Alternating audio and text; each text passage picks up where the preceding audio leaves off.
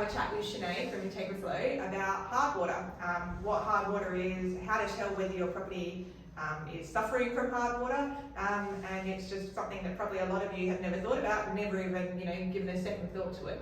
So first things first, what is hard water, Sinead? So hard water is basically when you've got a very, very high amount of calcium in your water. And that basically means that there's no lava that you get from your soap. It will do a lot of scaling on your pipes, on your appliances, everything like that, your air conditioner, your boiler, everything like that. And it just means that you've got issues with everything in your house because they won't have as long a life as they would have if we'd had soft water in there. Right, and so there are sort of more particular areas in Perth that suffer from hard water. Is it anything to do with the coast or the further away from the city we get? What's the correlation? Where are those sort of main areas? Yeah, exactly. So a lot of the time, it's actually the more north you go, the worse the water gets. Right. So south of the river, it's actually not that bad. You do have your desalination plant that's down south of the river as well. Yeah. So when Water Corp bring their water in, they mix it in from bore water as well as the desalination as well. So what happens is you're looking at the local water. So you've got, say for example, Nangara Dam will come through to this northern region, but it goes through an awful lot of limescale and all those kinds of areas, which makes it really, really hard. So we probably around the Clarkson area, you're talking around sort of 200 to 230 ppm. And then you can go up, it'll be worse in Two Rocks, it'll be worse again in Yanchep, and then also all the way up to Geraldton, and then Exmouth and Karratha. It's just diabolical. What are you talking about? You're probably talking about 400 ppm when you get up there. So it's obviously double what it is here. Yeah. And then sort of say the Netherlands region down, you can be lucky. It could be 60, which isn't actually that bad. It's actually quite good, and south of the river. But there are little different places. Like we have people who ring from Australand and they say, water here is pretty bad. We also have dirtier water sort of in the Carramar, so it's in that kind of inner suburbs and not quite on the coast. Yeah.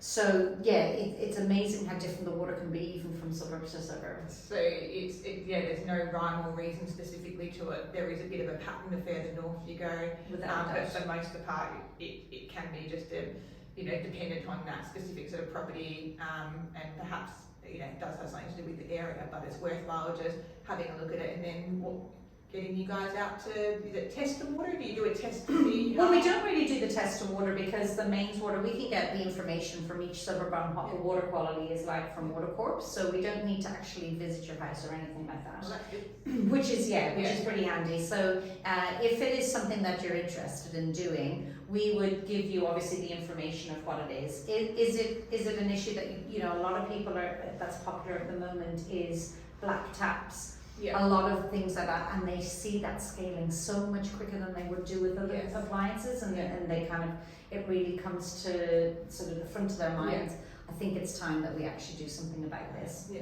And so for those properties that are experiencing the effects of hard water, and wanting to do something about that, what's the solution for them? What can they do? Well, there's you'll have heard about whole house filtration, and that will take out the taste and the odour of the water. We know that we've got a high amount of chlorine in our water here, and so that's really, really good for that.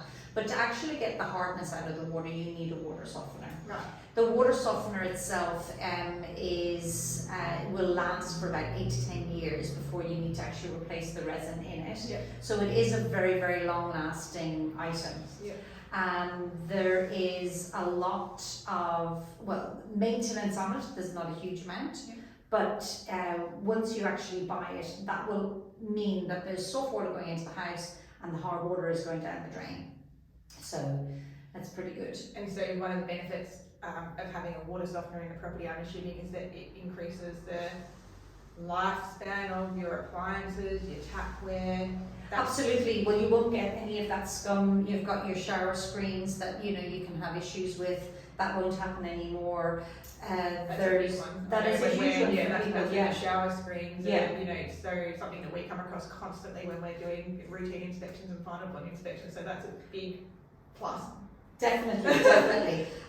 There's obviously, you don't see what's going on with the appliances and with the pipe work, but basically, because you won't have any kind of scaling on those, all of those appliances will last longer. In fact, some of the dishwashers, they come out and they put your little liquid in there to try and help it so that it'll last a little bit longer. Yeah. That won't be needed because the soft water, it actually gives you a better lather and everything than any of your soaps or shampoos, anything like that. So you're having to use less products. Less products, so you as well. save money. Yeah, you probably on average they say you save about $450 in cleaning products and things like that, That's which quite is significant. it's quite significant. Yeah. And obviously then the lengthening of all those expensive items in your house is that's also an amazing for the landlord as well as for the tenant. Exactly, yeah. The positive environmental impact of reducing down on those things. So, so there we go. I guess if you have noticed, some of the symptoms that Sinead has mentioned that may be a result of hard water, then it's worthwhile giving you guys a call. And just and one last question, sorry, before we do round up that topic. Do they come in different sizes essentially? So, does a 2-bedroom unit use the same size system as a 4-bedroom house, or is there actually variations in that as well? Yeah, there are variations. You've got the smaller one is usually for 1 to 2 people, and then you'll move up to the next one, which is kind of a family size for 4, and then the next one up would be sort of 5 to 6 people and up. So yes, there is. So there's options in there, and depending on each person's circumstances, so it's not just a one size fits all, and that's something that you will assess when you're having those conversations with absolutely, the clients. And it's not just that; it's also the amount of water that you use. So you could have a 3 family household that uses just as much as another 5 or 6. Yeah. So we also say have a look at your water bill, see how much water you're using, and then we'll be able to tell you what size fits the best for you. Yeah, because essentially you're trying to be as efficient as possible. Obviously, you don't want to be over providing for your property. That's correct. Because you kind of got to manage those costs and the factors as well. So. Awesome. Well, thank you so much for that. That's been really insightful and interesting. So anyone who is interested in finding out a little bit more about the water softeners, I've heard they're good for your hair as well. For lovely soft hair.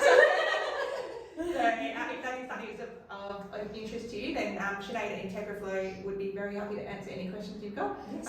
Or for any of our existing tenants or owners, you're most welcome to get in touch with the team at Pearl Property Co, and we can obtain that information for you and feed that on. So thanks so much. No worries. Thank you.